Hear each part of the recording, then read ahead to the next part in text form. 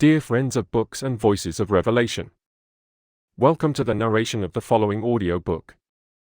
A Specific Commission in Prayer by Watchman.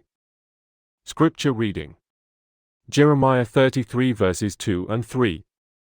1 Thessalonians 5 verse 19. Every child of God must have a commission to pray for something specific. No child of God can say that he has never received it. However, we can only receive it when our spirit is open to Him. The condition we need to receive this commission is a spirit open to God. Once we have received this commission, we must faithfully carry it out through prayer. After we have fulfilled this specific commission, we will receive a second, and then a third, and so on. Therefore, the most important thing is to have an open spirit toward God. We must say to Him, "I open myself to you for prayer." Because of our unfaithfulness, we seldom receive this feeling.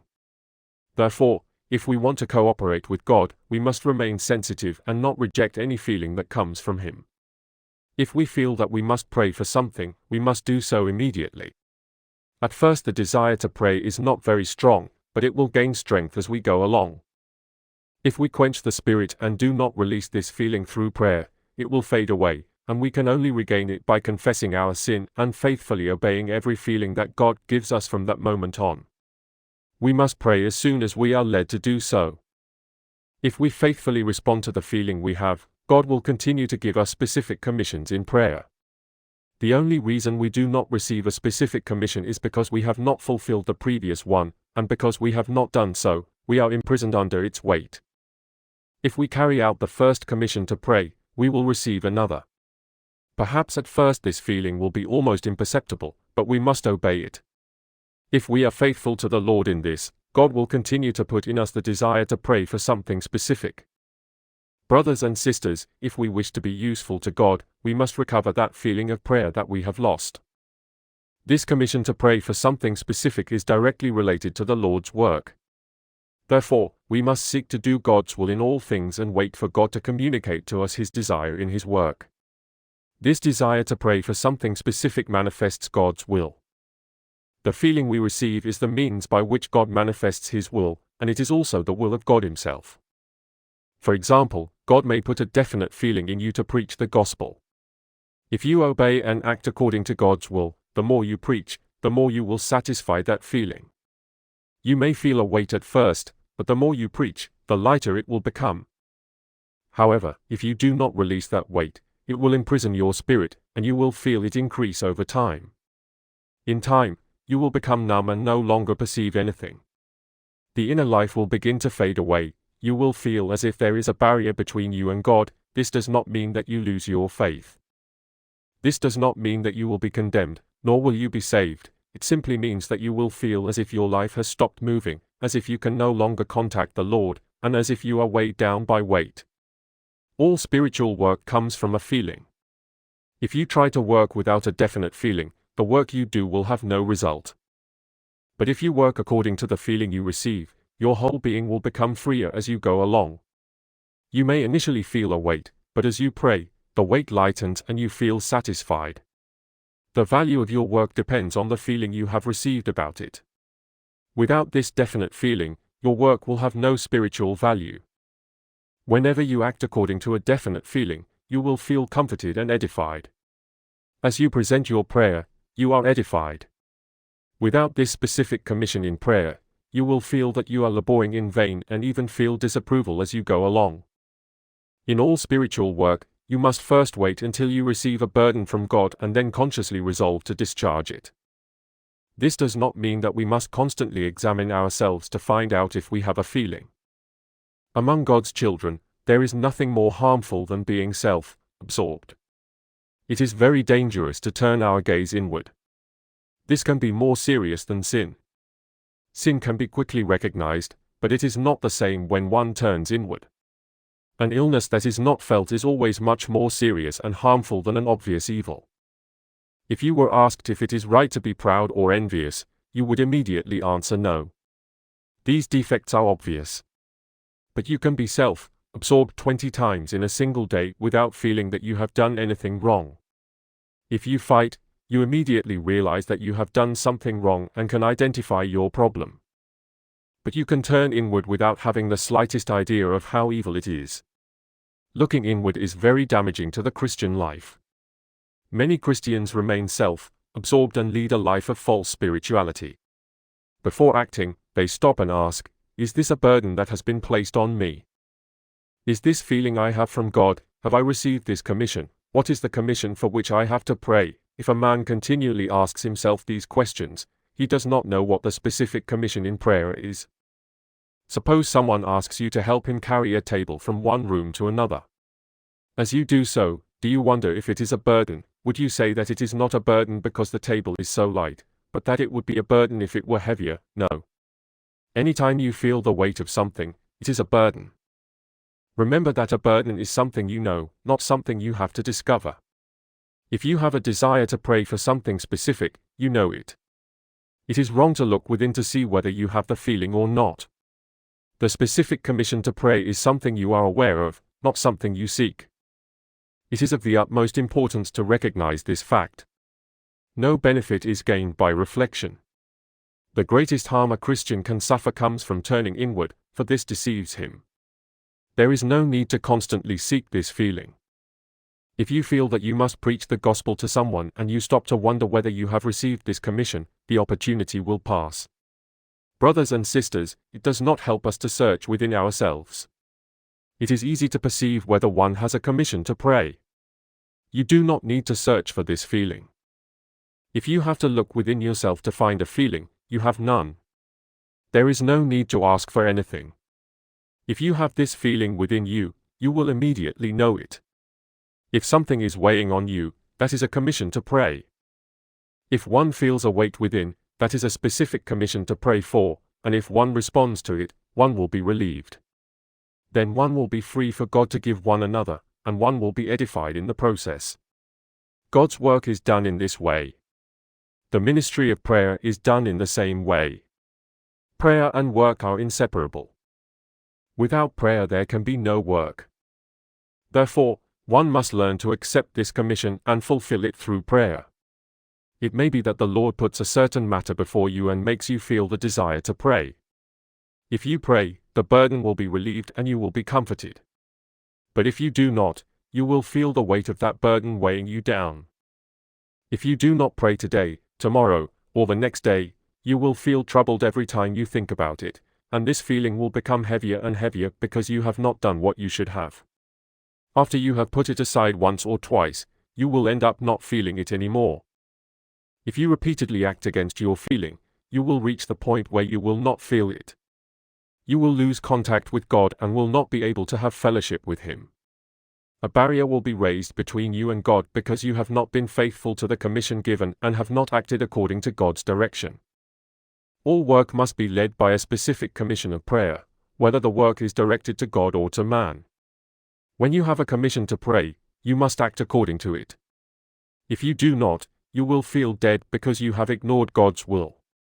This feeling in prayer is a necessary requirement in God's work. Once you have a specific commission in prayer, you must act according to it. Although it is possible that our feeling is from God and our desire to pray is God's will, it may also be that our knowledge governs this feeling, especially in its initial stage, although there are exceptions. For example, God may remind us of certain things and ask us to pray for them. He may wake us up in the middle of the night to get up and pray for a brother who lives far away. These things are not very common, for God does not do this very often. Sometimes He has to look for someone else from far away, since He cannot find someone nearby. However, these are exceptions. Under normal conditions, God directs men according to what they know. This is why we say that knowledge governs the specific commission in prayer in its initial stage. After one has knowledge, he does not necessarily have this feeling. We may know the condition of everything related to certain brothers and sisters, and yet we may not have any feelings toward them or be moved within ourselves. Even though we have the knowledge, we do not desire to pray for it. Therefore, the specific commission in prayer does not come primarily from knowledge. However, knowledge governs our initial feeling. For example, God may give one the knowledge of certain matters and the desire to pray and help in the situation. This is how one receives the commission. This initial feeling can be formed through knowledge. Even most of this commission comes from knowledge. It is not common for God to initiate this feeling without some kind of knowledge about it. However, there can be exceptions. Sometimes God may give you a desire to pray for a certain brother who may be sick or in trouble that you are not aware of. However, God puts a definite feeling within you to pray for him. Perhaps after a few weeks or months, you receive a letter from him, in which you learn that he was sick and in trouble. There are cases like this, but they are not common. This can happen, but it is sporadic. Usually, this feeling to pray is felt by the Lord. It starts from knowledge. However, this does not mean that knowledge alone is equivalent to feeling.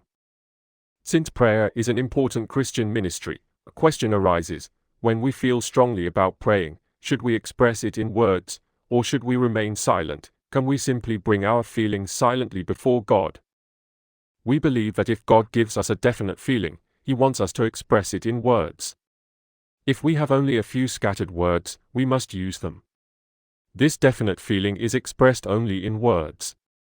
If we remain silent before God, the desire to pray will not go away, but will become more and more intense. It is amazing how much value our words have in the spiritual realm. God takes into account not only what we believe, but also what we say. He pays attention not only to the intentions of our heart, but also to the words of our mouth. Our God said to the Canaanite woman, "At this word, go, the demon has left your daughter." Mark 7 verse 29. The few words the Canaanite woman spoke caused the Lord to act. We may make a request in our heart, but it has more effect if we express it in words. It seems as if God is asking us to express what is in our hearts. The Lord's Prayer in the Garden of Gethsemane was crucial, and it was a prayer made with a loud cry, Hebrews 5 verse 7. We do not mean that we should pray out loud only. Sometimes we do not need to pray audibly. But if we have a weight inside, the weight we feel and the outward expression must agree. If the feeling inside is not strong, then praying out loud is just noise. But if the feeling inside is heavy, it must be expressed in audible sounds. If we cannot pray out loud at home, then we must find a place where we can express our feelings as the Lord did. Sometimes he withdrew to a desert place, Mark 1 verse 35, and at other times he went to a mountain, Luke 6 verse 12.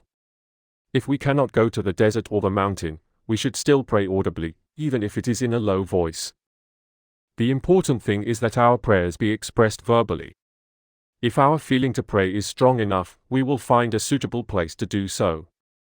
God wants us to articulate our feelings in words. If we do not, our feelings will remain with us. Some people mistakenly say that they pray silently and that it does not matter much whether this particular commission in prayer is fulfilled or not. If a man has not finished the work in his hands, he cannot go on to the next. In the same way, if our desire to pray is not relieved, God cannot give us another. We must respond to our feeling with our words so that God can give us another feeling. Very often our difficulty is that, although we are conscious of having a burden to pray for, we do not know how to present it when we kneel. We know that we have a weight within us, but we do not know what to say. We need to realize that our feeling is in the spirit, while the understanding of this feeling is in the mind. When our spirit touches our mind, we understand the feeling we have in the spirit. When our spirit and our mind come into contact, both become clear. Some people feel a weight, but they don't know what it is. This is because their spirit hasn't touched their mind yet. Therefore, when their spirit has a feeling, their mind doesn't understand it. How can contact be established between the spirit and the mind? In a very simple way. If you want to find something, what do you do to find it? If the object is in the west, how could you find it by going east to find it? You would have to go around the world to find it. The object may be a mile away, but you would have to walk around the earth to find it. You should take the point where you are as your center and begin searching from there, gradually moving from the center to the circumference, expanding the circle as you go. In this way you will cover all directions. This is the best way to search for things. When your spirit loses contact with your mind, you should do the same. When you kneel down to pray, do not cling tenaciously to one thing. This would be walking in one direction, and you would not easily find what you are looking for. Pray for many things and in many directions.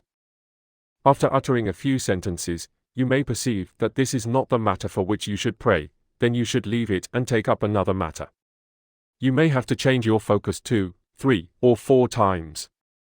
You may get clear after the second issue, or you may have to mention 5 or 6 things before you feel you have touched on something that agrees with your feeling, but once you pray about it, your mind and spirit will come together. You should then pray specifically about that issue to lighten your burden. Once you pray this way, you will feel relieved, and when you have responded to your first feeling, you will be ready to receive another from God. Many Christians cannot be used by God in the ministry of prayer because they are overburdened. They have never carried out any specific commission in prayer. God gives them the commission to pray and they may recognize it, and perhaps even their mind and spirit are connected, and yet they do not pray. They let this feeling become heavier and heavier until they become so overwhelmed by its weight that they cannot bear it any longer. Then the feeling to pray is gone. Brothers and sisters, God's work is seriously hindered if we do not have a free spirit to serve as useful instruments. If we need someone to help us do a certain task, but we see that he has his hands too full, it would be useless for us to seek his help. Likewise, if we are overburdened, how can God entrust us with anything more? That is why we must respond to that feeling. That will make us free, and God will be able to give us more. If we do not carry out this commission, we will not be able to carry out a ministry of prayer before the Lord. The ministry of prayer requires a free spirit. If we have one feeling in our spirit and do not pray for it, we will not be able to move on to pray for another. If we have the desire to pray but are not faithful in this and in taking up the ministry of prayer before the Lord, we will feel a heavy burden on the first day, heavier on the second, and even heavier on the third.